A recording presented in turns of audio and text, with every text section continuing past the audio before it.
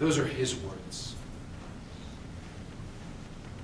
Those were the first words out of his mouth after he fired that gun. Those were the first words out of his mouth after he took a life.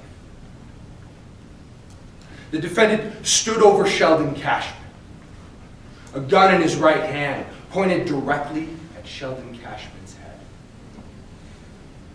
And in that moment, he considered exactly who that person was. This was the man that had slept with his wife. This is the man who had ruined his business. This is the man who came at him that night with a gun. The defendant pointed the gun and fired.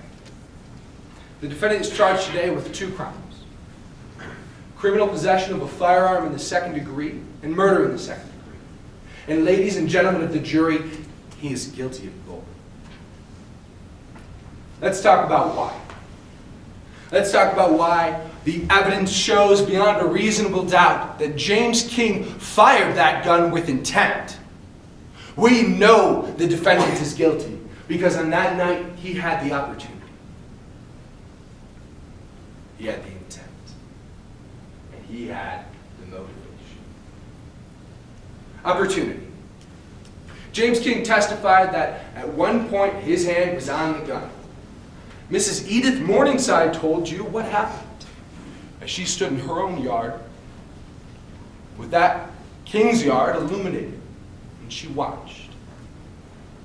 She watched as James King stood over a man dressed in black who was face down. She watched as James King had his hand extended holding a gun, and she watched as he fired. In that moment, James King had the opportunity. And he also had the intent. And ladies and gentlemen of the jury, intent is important. In fact, it's the only thing contested today for both charges. So let's talk about why we know beyond a reasonable doubt the defendant had intent. We know the defendant had intent because of physical evidence and because of eyewitness testimony. We'll start with physical evidence. During Detective Wardinsky's testimony, he read from that autopsy report.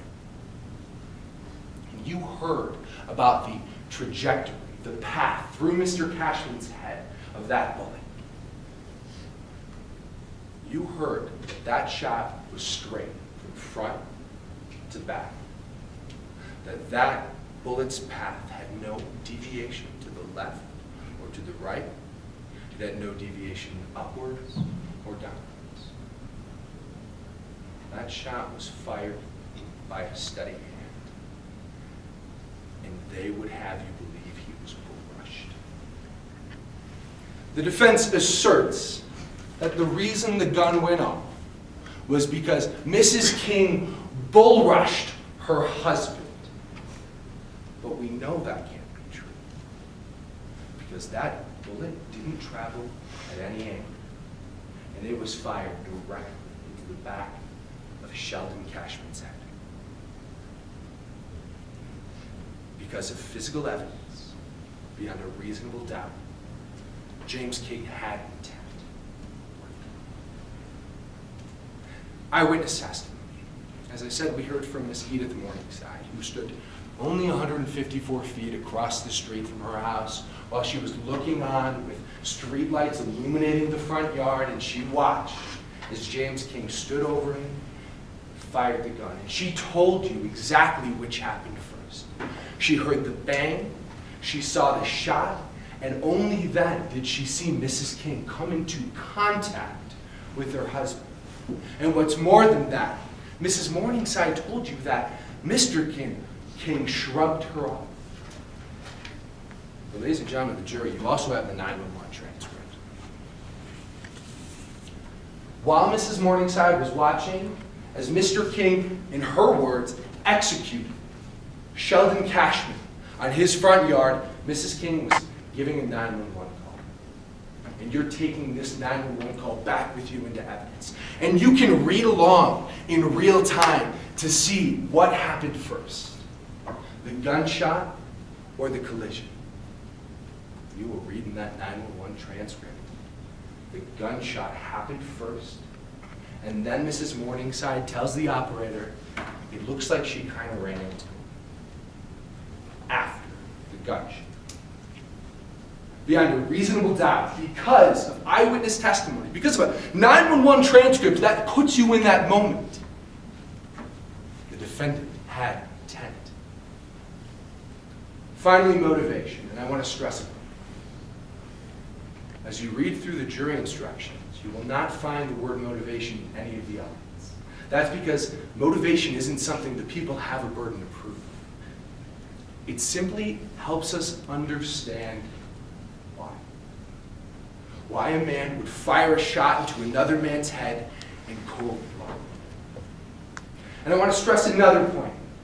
It's not necessary for the people to prove beyond a reasonable doubt that James King knew who that man on his front yard was.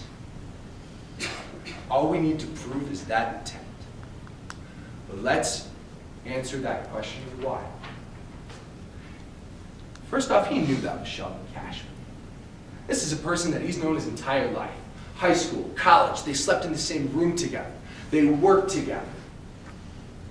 That very night, as Mrs. King testified, Sheldon Cashman was at the club wearing black like he always does.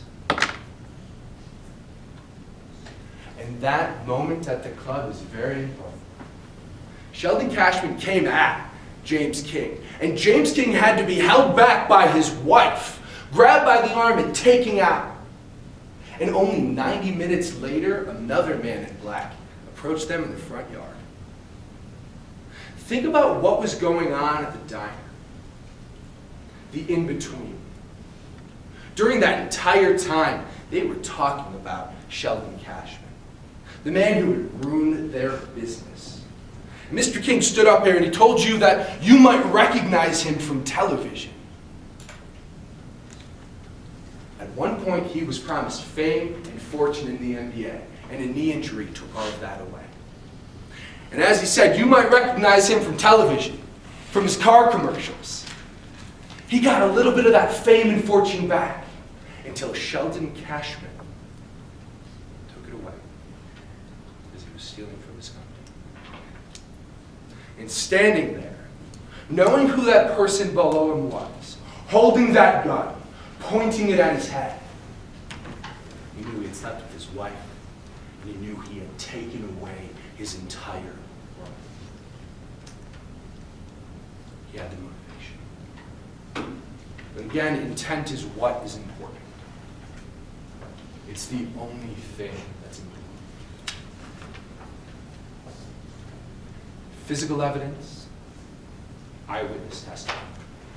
We know beyond a reasonable doubt that James King fired that shot into Sheldon Cashman's head with intent because that bullet traveled straight, even though they would have you believe he was being bull rushed. Eyewitness testimony.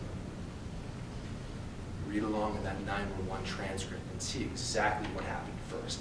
And as they argue that Edith Morningside had bias, remember this.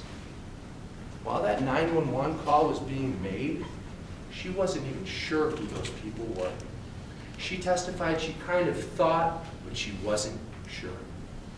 She had no bias when she was making that call. And we know intent for one more reason. The defendant's own words. After that shot was fired, he said, "Nice try, motherfucker." Those aren't words said after an accident. They're not remorseful words. They're words of intent. They're cold-blooded words. Words that show beyond a reasonable doubt James King is guilty. You might not like Sheldon Cashman for the things he did. He didn't deserve to die. Find the defendant guilty for firing that gun. Find the defendant guilty for taking a life. find him guilty because he hadn't.